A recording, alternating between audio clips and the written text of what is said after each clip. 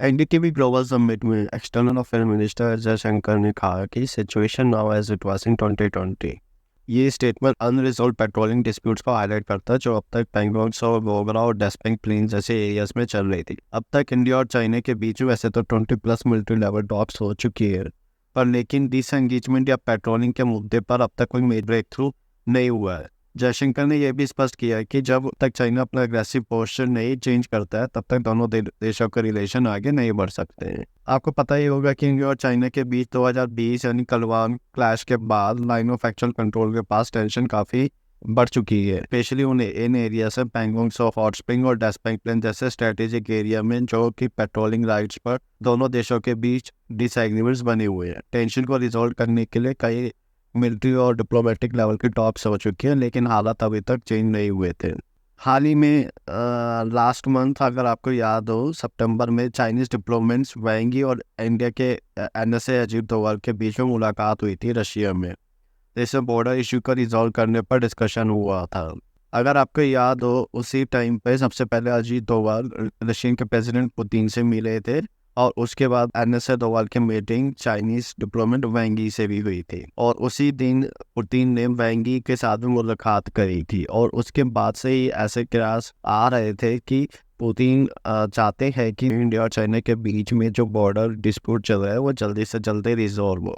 हर चीज़ के पीछे कुछ ना कुछ कारण होता है, तो पुतिन ऐसा क्यों चाहते हैं कि वो इंडिया चाइना के रिलेशन इम्प्रूव हो, क्योंकि आपको पता ही है कि जो अभी जो ब्रिक्स सम्मेलन जो चल रहा है उसमें पुतिन बिल्कुल नहीं चाहते हैं कि इंडिया और चाइना के बीच के जो रिलेशन है वो नजर आए। इसीलिए वो चाहते हैं कि ये बॉर्डर का जो इश्यू दोनों देशों के बीच में चल रहा है वो रिजॉल्व हो। ऑल्दो कोई भी ना ही इंडिया ना ही चाइना डायरेक्टली ये कहेगा कि इसमें रशिया का हाथ था, दोनों देशों को जो डिसएंगेजमेंट जो चल रहा था दोनों के देशों के बीच में उस चीज़ को बेहतर बनाने के लिए पुतिन का उसमें कोई योगदान था।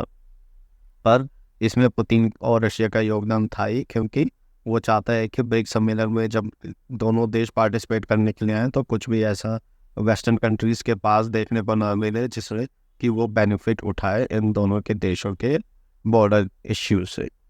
वैसे तो जो ब्रिक्स समिट जो रशिया में जो होने वाला है सबका फोकस इसी बात पर ही है कि क्या PM Modi president Xi Jinping से मुलाकात होगी उनकी नहीं होगी, पर क्योंकि अब ये जो बॉर्डर लेवल जो इश्यू है ये जैसे कि जयशंकर और फॉरेन सेक्रेटरी ने भी बताया है कि ये अब 2020 की स्टेज पे जो पहले था गलवान क्लैश से पहले वहाँ पे हो चुका है और दोनों के देशों के बीच में एग्रीमेंट भी हुआ है कि पेट्रोलिंग एक साथ की जाएगी। तो क्या अब मोदी शी जिनपिंग सब के बीच क्या मुलाकात होगी? यह मीटिंग वैसे तो काफी क्रूशियल हो सकती है और ऐसा लगता है कि हाँ अब दोनों देशों के बीच में मुलाकात होगी, क्योंकि यह एक डिप्लोमेटिक अपॉर्चुनिटी जिसमें दोनों लीडर्स को बॉर्डर टेंशन पर डिस्कस और आगे कर सकते। वैसे तो कोई कंफर्मेशन नहीं है, अगर ऐसी मीटिंग कोई होती है तो रीजनल स्टेबिलिटी के लिए एक बड़ा कदम हो सकता है। अगर हम ब्रिक्स के बारे में बात करें तो ये वैसे तो शुरू में जो ब्राजील, रशिया, इंडिया, चाइना और साउथ अफ्रीका जैसे देशों ने चालू किया था और इसको अब ये बात चल रही है कि इसको कैसे एक्सपेंड किया जाए।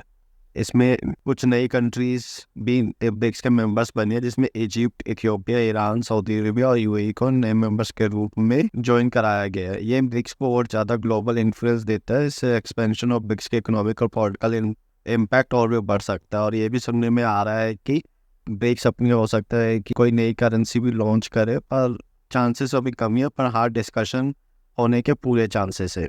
अगर हम इसी बीच में बाइडन और ट्रूडो के रिलेशन और इंडिया के ऊपर जो नेचर के एलिगेशन जो लगाए गए हैं उसकी किलिंग के ऊपर उसके बारे में बात करें तो वैसे तो इंडिया के यूएसए के साथ रिलेशन काफ़ी अच्छे हैं, पर लेकिन जो कनाडा ने जो डिप्लोमेटिक रिलेशन जो खराब हुए हैं जस्टिन ट्रूडो के कारण, उसके बारे में अगर हम देखें तो जो नेचर किलिंग के बाद जो कनाडा के पीएम जस्टिन ट्रूडो ने इंडिया को अक्यूज किया था जिसके कारण इंडिया कनाडा के रिलेशन काफ़ी नेगेटिव इम्पैक्ट किए। ट्रूडो ने कहा कि उनके पास वैसे तो सबूत नहीं है, पर लेकिन उनके पास ये पुख्ता को लगता है कि इंडिया ने ही नेचर को मरवाया है और इसमें रॉ और इंडिया का पूरा हाथ है इसमें खालिस्तानी नेचर को मरवाने के। उसमें कनाडा का स्टैंड जो यूएसए के प्रेसिडेंट बाइडन ने भी इनिशियली सपोर्ट किया, जिसमें उन्होंने इंडिया को इनडायरेक्टली क्रिटिसाइज किया और कहा कि ये ह्यूमन राइट वॉल्यूशंस को इन्वेस्टिगेट किया जाना चाहिए। लेकिन ये स्टैंड इंडिया यूएसए रिलेशन पर एक नए चैलेंज को भी क्रिएट करता है, क्योंकि इंडिया यूएसए के बीच स्ट्रेटेजिक पार्टनरशिप वैसे तो स्ट्रांग हो चुकी है, पर इसमें दोगलापन आप ये देखिए कि वहाँ पे तो एक तरफ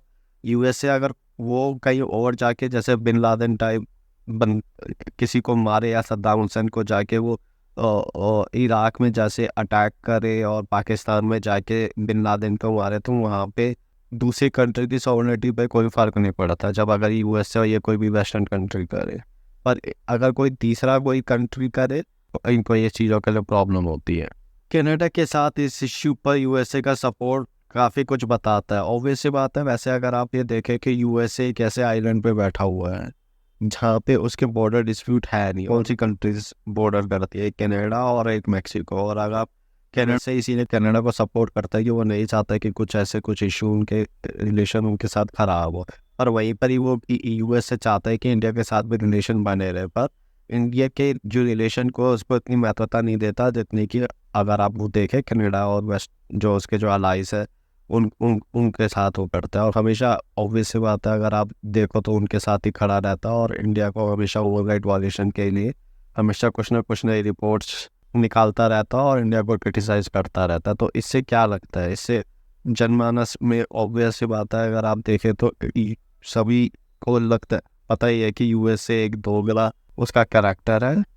और वहीं पे ही रशिया को भी पता है कि रशिया अगर इंडिया और चाइना के बीच में अगर ये बॉर्डर डिस्प्यूट को अगर रिजॉल्व कराने में मदद कर देता है तो इससे बेशक से इंडिया के जो लोग हैं उनके बीच में और ज़्यादा रशिया के प्रति सहानुभूति बढ़ेगी। आने वाले टाइम में देखना होगा कि ब्रिक्स में क्या डिस्कशन होता है इंडिया चाइना रिलेशन के, इंडिया और चाइना के बीच में जब मोदी और शी जिनपिंग आपस में मिलते हैं तो क्या डिस्कशन होता है, क्या कोई बॉर्डर लेवल पे और कुछ एग्रीमेंट आता है तो हम आपके पास लेके आएंगे और डिस्कस करेंगे। और वहीं हम ये भी देखेंगे कि इंडिया और रशिया क्या कोई एग्रीमेंट साइन करते हैं, कोई डिफेंस एग्रीमेंट कोई साइन होता है या कोई नई डील साइन होती है, या ब्रिक्स के बीच में कौन कौन सी कंट्रीज आपस में मिलती हैं। सारी चीज़ें ये हम आगे डिस्कस करें। तो दोस्तों ये था अब तक का डिटेल एनालिसिस जिसमें इंडिया चाइना बॉर्डर पर जो जयशंकर की स्ट्रॉन्ग स्टेटमेंट और ब्रिक्स समिट में मोदी और शी जिनपिंग का पॉसिबल मुलाकात और यूएसए कनाडा के इंडिया के साथ बढ़ते रिलेशन के बारे में हमने थोड़ी सी डिस्कस किया। अब आपको क्या लगता है कि मोदी और शी जिनपिंग के बीच में क्या कोई कंस्ट्रक्टिव टॉक होगी और क्या इंडिया यूएसए रिलेशन इस इश्यू के बाद सुधरेंगे? अपने विचार जरूर शेयर कीजिए। प्लीज़ लाइक शेयर सब्सक्राइब करना ना भूलें। Thank you. Thanks for watching.